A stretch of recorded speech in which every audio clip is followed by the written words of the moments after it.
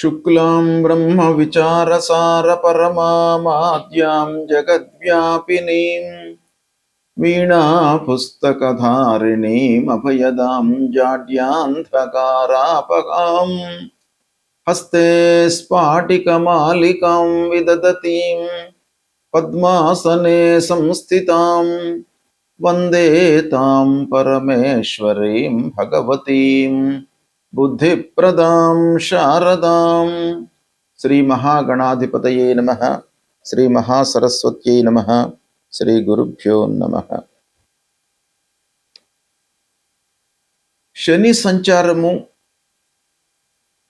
26 July 2026 ఆదివారం రాత్రి 1 గంట నుండి 10 డిసెంబర్ 2026 గురువారం రాత్రి తెల్లవారుజామున 5:30 మధ్య కాలంలో శని గ్రహము వక్రరీత్యా మీనరాశిలో సంచరిస్తున్నాడు కనుక సాధారణ సంచారంతో పోల్చినట్టయితే వక్రరీత్యా సంచరిస్తున్నటువంటి సమయంలో ద్వాదశ రాసుల వారికి విభిన్నమైనటువంటి గోచార ఫలితాలు ఉంటాయి. సహజంగా శని వక్రరీత్యా సంచారము, రుజుమార్గంలో సంచారము అనేటువంటివి 2 రకాల సంచారాలు మనకు శాస్త్రంలో గణిత భాగంలో చెప్పబడి ఉన్నాయి. అయితే వక్రరీత్యా శని సంచారము అని అంటే వెనుకకు నడవడము అని అర్థం కాకుండా మనము భూమిపై నుండి చూసినట్టయితే శనైశ్చరుడు వెనుకకి నడుస్తున్నట్టుగా మనకు అగుపిస్తాడు, అంటే కనబడతాడనమాట. ఇది ఖగోళ పరంగా సూర్యుడికి కొన్ని డిగ్రీల సమీపంలో శనైశ్చరుడు వచ్చినప్పుడు ఇలాంటి వీక్షణ మనకు కలుగుతుంది. అయితే దాని ఫలితము భూమిపైన ఉన్నటువంటి వారికి, మానవులందరికీ కూడాను విభిన్నమైనటువంటి ఫలితాలు, అంటే రుజుమార్గంలో సంచరిస్తున్నటువంటి శని కంటే కూడాను వక్రరీత్యా సంచరిస్తున్నటువంటి సమయంలో కొంత విభిన్నమైనటువంటి ఫలితాలు ఇస్తాడు అనేటువంటిది మనకు జ్యోతిష్ శాస్త్ర గ్రంథాలు చెబుతున్నాయి. గనక ఈ వక్రరీత్యా సంచరిస్తున్నటువంటి శని యొక్క ఫలితాలు ద్వాదశ రాశుల వారికి ఎలా ఉంటాయి అనేటువంటి విషయాన్ని మనము తెలుసుకుందాం. కుంభరాశి వారికి మీనరాశిలో శనీశ్వరుడు వక్రించి సంచరిస్తున్నటువంటి సమయంలో శని మూలకంగా గోచార ఫలితం ఎలా ఉంటుంది అనే విషయాన్ని గనక మనం చూసినట్టయితే, కుంభరాశి జాతకులకు మీనం 2వ స్థానం అవుతుంది. అంటే 2వ స్థానంలో వక్రించి సంచరిస్తున్నాడు కనుక కుటుంబము, ధనము, మాట తీరు వీటిపైన ప్రభావం ఎక్కువగా ఉంటుంది. వీటికి సంబంధించినటువంటి విషయాలలో మనము కొన్ని జాగ్రత్తలు తీసుకోవాలి. వీటికి సంబంధించినటువంటి విషయాల పరంగా మనము కొంత లాభపడేటువంటి అవకాశాలు కూడా ఉంటాయి. అయితే ఆదాయము స్థిరంగా ఉన్నప్పటికీ ఖర్చులు పెరిగే అవకాశాలు ఉన్నాయి. కాకపోతే మీరు ఖర్చులను నియంత్రించుకోవడము, పొదుపుపై మనస్సు నిలపడం అనేటువంటిది ఈ సమయంలో చాలా అవసరము. ప్రధానంగా దానిపైన ఫోకస్ చేయండి. ఉద్యోగస్తులకు వాళ్ళు చేస్తున్నటువంటి ఉద్యోగంలో ఆదరణ లభిస్తుంది, నైపుణ్యానికి గుర్తింపు లభిస్తుంది. తద్వారా మీకు శాలరీ పెరిగేటువంటి అవకాశం ఉంది. ఇకపోతే ప్రభుత్వ ఉద్యోగులకు ఆర్థిక ప్రయోజనాలు క్రమంగా అభివృద్ధిలోకి వస్తాయి.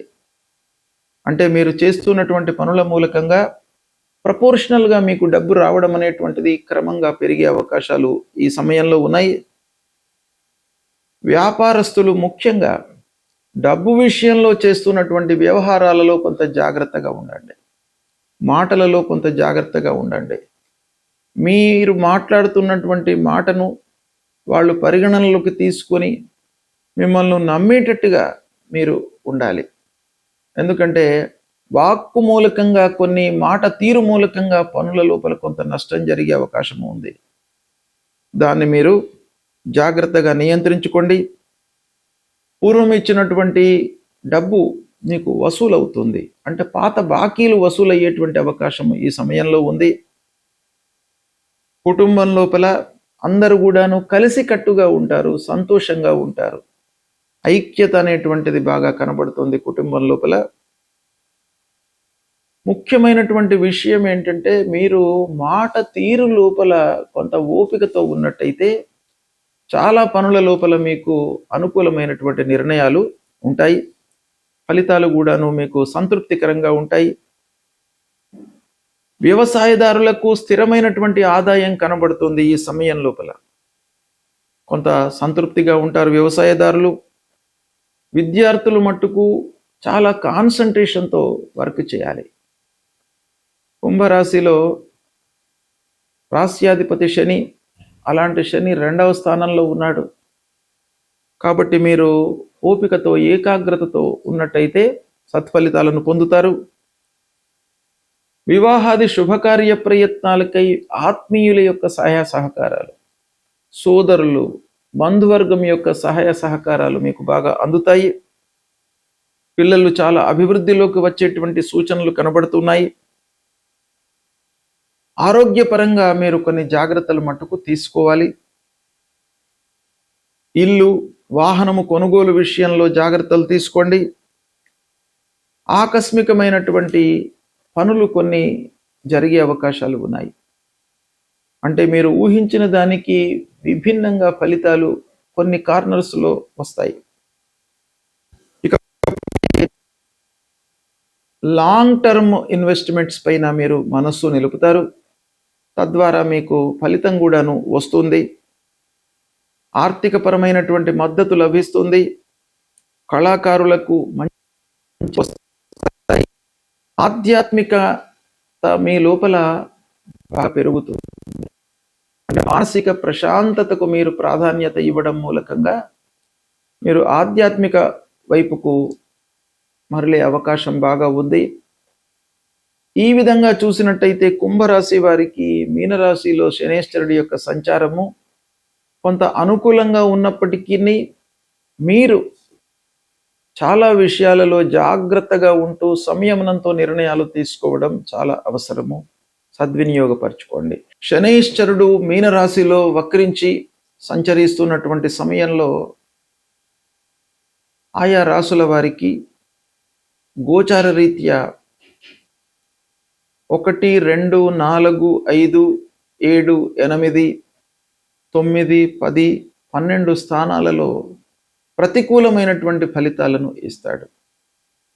కాబట్టి శనేశ్వరుడి నిమిత్తమై కొన్ని పరిహారాలు చేసుకోవడము, మన పరిధిలో ఉన్నంత వరకు ఆలోచన విధానంతో ముందుకు వెళ్ళడము, సమయస్ఫూర్తితో నిర్ణయాలు తీసుకోవడము, ఆత్మవిశ్వాసంతో ఉండడము చాలా ముఖ్యమైనటువంటి పనులు. కాబట్టి పరిహారం మనం ఏం చేసుకోవాలి అంటే, భగవంతుడి యొక్క అనుగ్రహం కొరకై మనం చేయవలసినటువంటి కర్తవ్యం ఏంటి అని అంటే, మీరు ప్రతినిత్యం కూడాను శనీశ్వరుడికి సంబంధించినటువంటి మూలమంత్రాన్ని జపించండి. నీలాంజన సమాభాసం రవిపుత్రం యమాగ్రజం ఛాయా మార్తాండ సంభూతం తం నమామి శనైశ్చరం అనేటువంటి ఈ మూలమంత్రాన్ని ప్రతినిత్యం కూడాను చదువుకోండి. హనుమాన్ చాలీసా పారాయణం చేయండి. ఆంజనేయ స్వామి మూలకంగా, హనుమత్ దర్శనం మూలకంగా మీ లోపల ఒక ధైర్య సాహసాలను మీకు ఆ భగవంతుడు ఇస్తాడు. కనుక ప్రతినిత్యం కూడాను ఆంజనేయ స్వామి దేవాలయానికి వెళ్ళి దర్శించుకోండి. తద్వారా శనైశ్వరుడి మూలకంగా సంభవించేటువంటి దుష్పరిణామము మీకు దూరమవుతుంది. ఇవి చేసినట్టయితే శనైశ్వరుడు మీనరాశిలో వక్రించి సంచరిస్తున్నప్పటికీ మీ లోపల ఆత్మవిశ్వాసం పెరుగుతుంది. ఆత్మవిశ్వాసమే అన్నిటికీ మూల కారణం కనుక అది ఉన్నట్టయితే మనోబలం, బుద్ధి బలం, శారీరక బలం ఇవన్నీ కూడాను హనుమత్ దర్శనం మూలకంగా, హనుమంతుణ్ణి స్మరించడం మూలకంగా మీకు కలుగుతుంది గనక ఇది చెయ్యండి, తప్పకుండా మీకు మంచి ఫలితాలు కలుగుతాయి. శుభం. శనైశ్చరుడు మీనరాశిలో వక్రించి సంచరిస్తున్నటువంటి సమయంలో ఆయా రాసుల వారికి గోచార రీత్యా 1, 2, 4, 5, 7, 8, 9, 10, 12 స్థానాలలో ప్రతికూలమైనటువంటి ఫలితాలను ఇస్తాడు.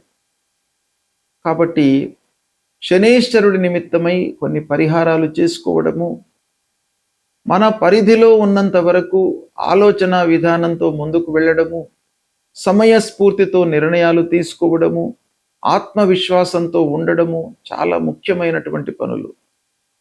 కాబట్టి పరిహారం మనం ఏం చేసుకోవాలి అంటే, భగవంతుడి యొక్క అనుగ్రహం కొరకై మనం చేయవలసినటువంటి కర్తవ్యం ఏంటి అని అంటే, మీరు ప్రతినిత్యం కూడాను శనైశ్చరుడికి సంబంధించినటువంటి మూలమంత్రాన్ని జపించండి.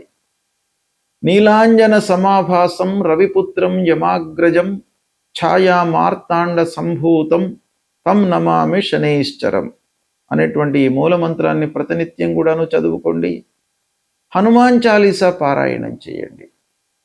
ఆంజనేయ స్వామి మూలకంగా, హనుమత్ దర్శనం మూలకంగా మీ లోపల ఒక ధైర్య సాహసాలను మీకు ఆ భగవంతుడు ఇస్తాడు.